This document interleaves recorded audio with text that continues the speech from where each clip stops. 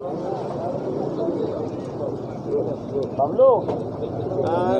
किस तरीके का कार्यक्रम था और किसको सदस्यता दिलाई गई है? देखिए, आज वाराणसी व्यापार मंडल के तमाम पदाधिकारीगण को नियुक्ति पत्र दिए गए हैं। व्यापार मंडल के अध्यक्ष अजीत सिंह बग्गा जी, प्रदेश उपाध्यक्ष रमेश जी, महामंत्री प्रमोद अग्रहरी जी, जिला अध्यक्ष नन्हे जायसवाल जी, चेयरमैन राकेश त्रिपाठी जी, नूर हसन जी, सनी जौहर जी, ये तमाम लोग यहाँ उपस्थित हैं। इनके नेतृत्व में बनारस के तमाम व्यापारीगण भी सामने उपस्थित हैं और व्यापार में यहाँ पर उपस्थित तमाम हमारी महिला व्यापार से संबंधित महिलाएं भी उपस्थित यहाँ पर हैं और मैं देख रहा हूँ कि संगठन में जो महिलाएं उद्योग कर रही हैं उनको भी बढ़ावा दिया जा रहा है। ये हम सब के लिए खुशी की बात है और अभी हमारे व्यापारियों ने कुछ मांगे रखी हैं।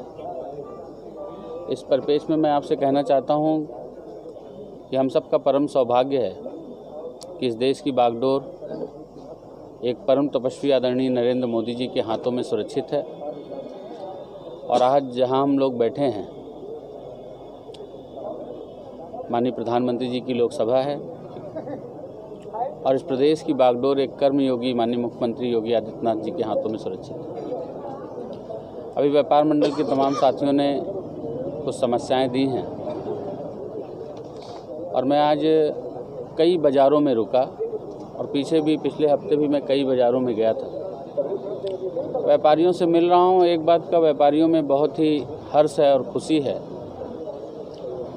जो गली और मोहल्ले पीछे गुंडे हुआ करते थे, व्यापारियों को तंग किया करते थे, चाहे वो एक पैकेट आटा या कोई भी सामान फ्री में या उधार के नाम पर ले करके भाग जाया करते थे, आज उनमें दहशत व्याप्त है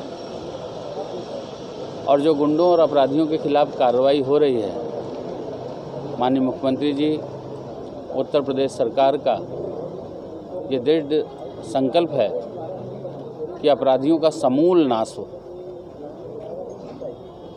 और जब अपराधियों की बिल्डिंग पर बुलडोजर चलता है, भले उसे राजनीति से कोई लेना देना नहीं हो, एक आम व्यापारी जो अपनी दुकान पर बैठता है, अपनी रोजी रोटी चलाता है, कभी किसी पॉलिटिकल मीटिंग में भी नहीं जाता, वो भी योगी जी जिंदाबाद कहता है और कहता है ये योगी जी ही कर सकते हैं। तो और ये डर व्यापारियों का भय निकले, इंस्पेक्टर राज की भी बात आई।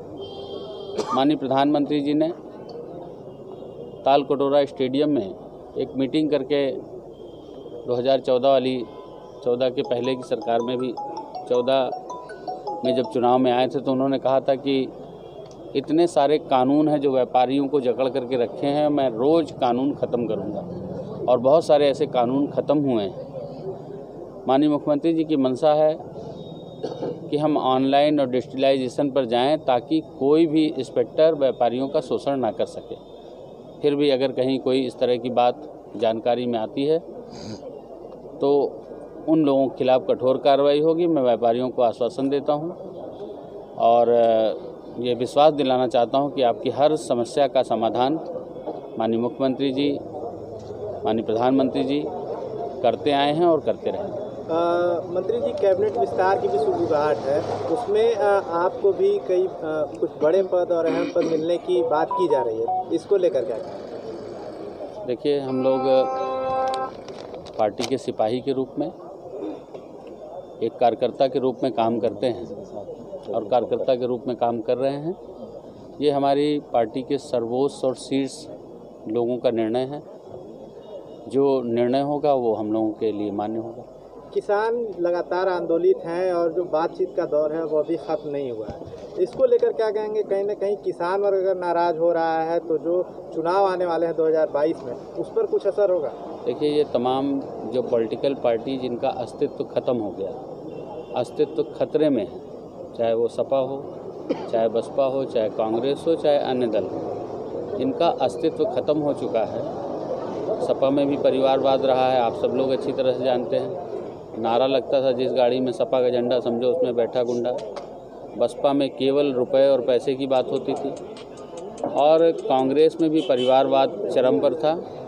आज आदरणीय प्रधानमंत्री जी ने परिवारवाद को समाप्त किया है और आदरणीय मुख्यमंत्री जी ने बिना जाति धर्म मजहब के भेदभाव के सबका साथ सबका विकास और प्रदेश की अंतिम व्यक्ति तक विकास की रोशनी पहुंचे, प्रदेश के एक एक व्यक्ति को सरकार की योजनाओं का लाभ मिले, इसके लिए हमारी सरकार काम कर रही है। मंत्री जी, लास्ट सवाल आपसे कि कल एमएलसी चुनाव के परिणाम आए हैं जिसमें बनारस से स्नातक और शिक्षक दोनों सीटों पे समाजवादी पार्टी का कब्जा हुआ। देखिए, चुनाव में हार जीत लगी रहती है और भारत में लोकतंत्र जिंदा है और लोकतंत्र सर्वोपरि है। रहा सवाल 2 सीट हारने का, तो हम कई सीट जीते हैं, उस पर भी तो चर्चा करिए। बिहार में लगातार हम लोगों ने सफलता पाई। अभी जहां पर कहते हैं कि पत्थर में घास निकल आए, हैदराबाद में हम सीट जीते। तो ये आप देखिए कि जनमानस का झुकाव, जहां एक और सारी पार्टियां इकट्ठे होकर के भी चुनाव लड़ती हैं, तो भी भारतीय जनता पार्टी की सरकार और भारतीय जनता पार्टी का जनमानस और कार्यकर्ता, जो आम कार्यकर्ता है, जन जन के सहयोग के लिए है, वो अपनी जेब भरने के लिए नहीं है और जनमानस के प्रति, जनमानस के लिए समर्पित होकर के, जहां लॉकडाउन के दौरान, कोरोना के दौरान कोई घर से नहीं निकल रहा था, शानदार एकांत में बैठ कर के नेता लोग ट्वीट करने का काम कर रहे थे, वहां भारतीय जनता पार्टी का प्रत्येक कार्यकर्ता सड़कों पर बिना अपनी जान की परवाह किए हुए, बिना किसी डर के लोगों की सेवाओं में